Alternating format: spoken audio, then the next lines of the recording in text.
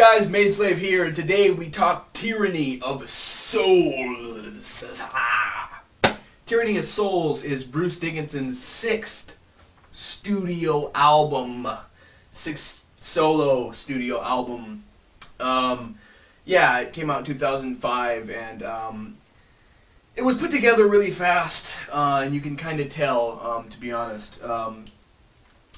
This is not like the previous incarnation of Bruce Dickinson's solo band because, you know, Adrian Smith had nothing to do with it. It was mainly just Roy Z and Bruce Dickinson kind of sending each other riffs and lyrical ideas and whatnot while Bruce was on tour with Maiden. Obviously, he's super busy with Maiden. I mean, it's a miracle that he even was able to get in the studio, period, to do this, and you can tell that they did it really fast, you know.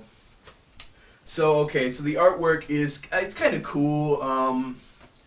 It's got like that weird creature on it that kind of, you know, looks like Krang, because it has like a fucking face in its stomach, and then it has the face right here. It's like, I don't know, it's whatever. It's not as cool as, definitely not as cool as Accident, but it's definitely not bad. The production is very thin compared to The Chemical Wedding and even Accident of Birth. It sounds, there's like a robotic kind of not real sound. Like you can tell that, you know, it was pieced together. It doesn't feel like there was musicians that got together and had chemistry and made a cool album. You can tell that it was pieced together.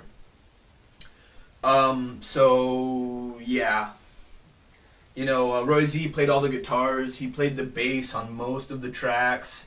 He had like random people come in and play the bass. He had like one drummer, but even the drums sound almost fake, to be honest with you. Nothing really that impressive. So let's talk about the album. It has an intro called Mars Within, and no complaints there except for maybe the fact that it's a bit too long. It's like 1 minute 30 seconds. Definitely not as bad as Satellite 15. It has some very impressive a very impressive vocal performance by Bruce in there, but really at the end of the day it's not necessary. Most people skip it. I skip it. And it goes into a song called Abduction. That brings me to my main point about this album. Tyranny of Souls is very deceiving because when I talk to people about Tyranny of Souls, I'm like, well, you know, what do you think about Tyranny of Souls? And they're like, yeah, it's good. And then, you know, usually I used to be like, yeah, you know, it's pretty good because usually when somebody listens to Tyranny of Souls, they'll listen to about the first 2-3 tracks, and then they'll skip everything in the middle, and then they'll listen to the last track, Tyranny of Souls, or maybe the last couple of tracks, or like Power of the Sun. There was a lot of videos made of songs on this album. And basically what I'm saying is this album has about 3, questionably 4, really good songs on it, and then the rest is just not dog shit, but just boring, forgettable songs that nobody really ever paid attention to, making the whole album itself not so strong. So Abduction is really, really good.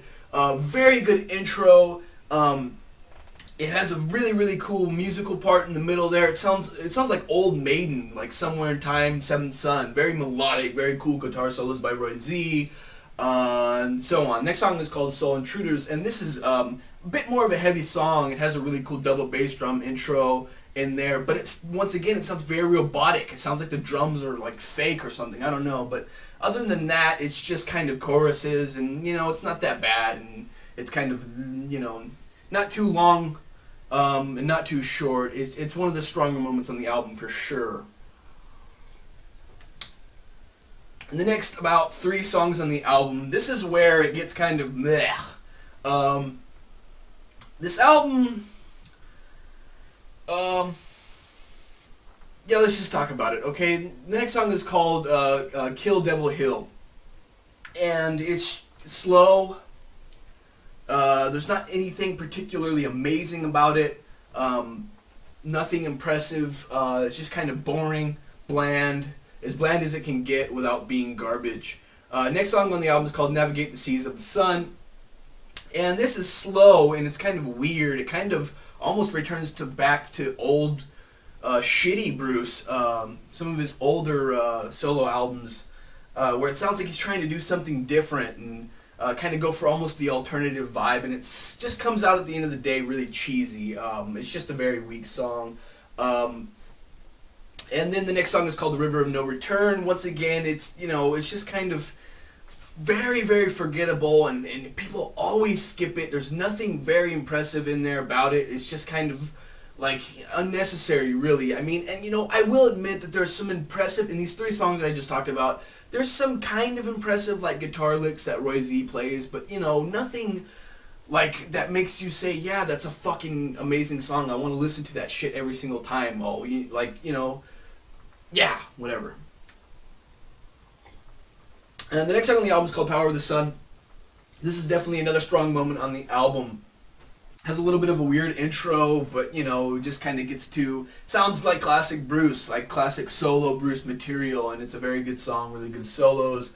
Always listen to it. I think they made a video out of it, which is really cool. Next song on the album is called Devil on a Hog, and kind of a weird / funny title. For some reason it makes me think a lot of the front cover, but I don't know. The song itself is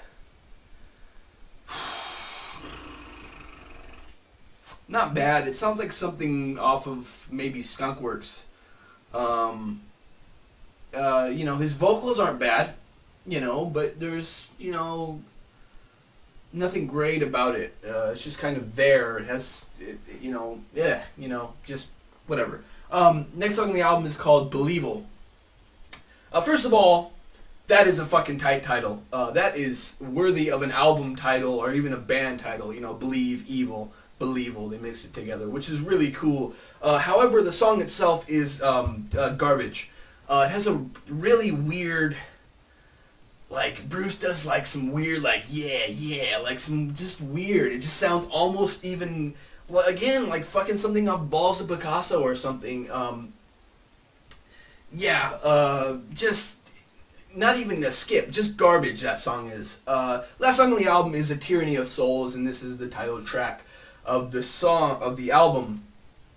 And that brings me to another point of this album. I will say, this album collectively has a very kind of dark tone throughout the entire thing. It kind of always gets back to this dark atmosphere, and for that I kind of say, you know, good job. You created an atmosphere out of this put together weird thing that you guys made.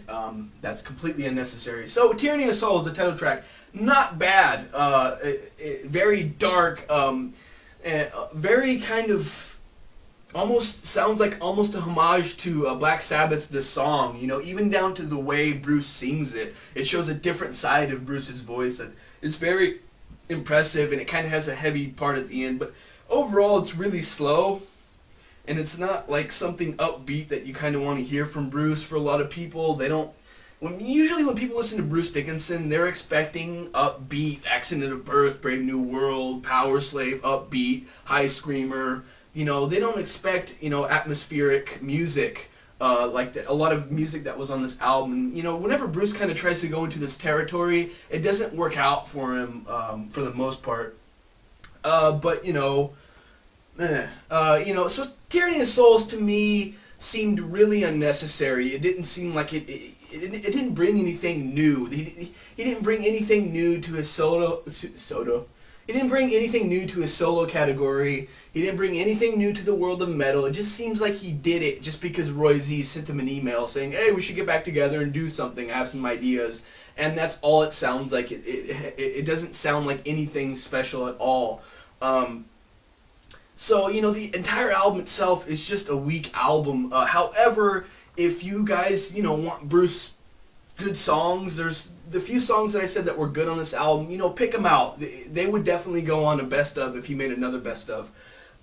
Which actually does bring me to another thing that I want to mention in this album review.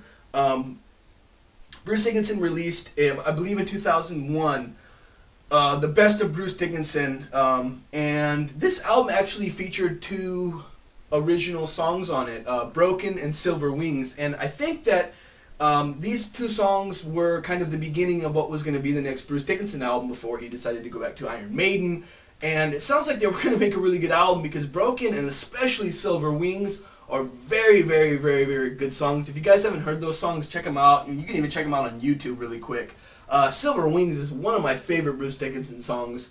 And Broken's a really cool song too. It sounds like they were going to keep making more good music, you know, from Chemical Wedding and Accident of Birth. But anyways, back to Tyranny of Souls.